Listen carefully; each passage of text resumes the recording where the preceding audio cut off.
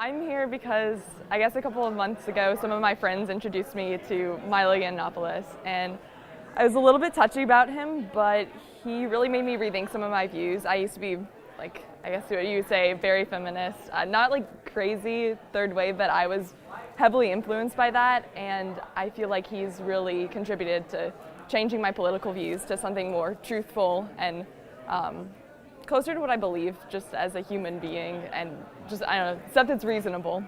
The thing that helped me make my transition was watching a couple of his videos with feminists, especially the ones who are more moderate, I guess, who I would kind of align my views with more, and seeing that I related a little bit more to MILO than I did actually to these people that I claim to be a feminist. I claim to be one of them. What I find inspiring, I would say, about MILO is probably the way that he approaches subjects. He has absolutely no fear that, I mean, of course our culture is very politically correct, and I think that if we want to get anything changed, if we want to get anything done, we have to really move away from that, and that's exactly what MILO does. He's crude, I guess you would say, but in a necessary way, and I think that really attracts me.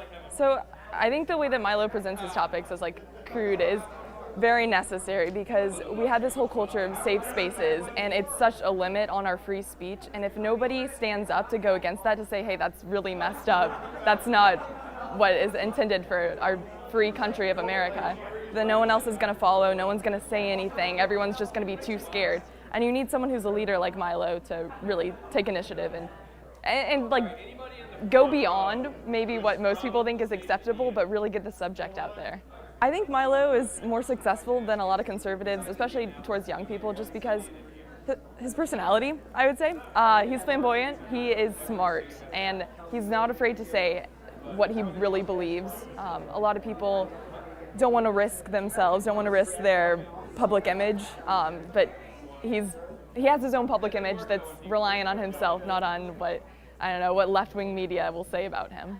I guess I would say that MILO's become an agent of change for young people because he's relatable and he's funny, and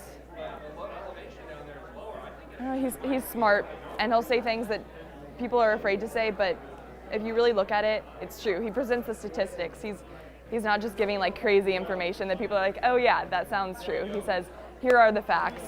Read them, think what you want of them, but this is what's true, and this is what needs to change in America.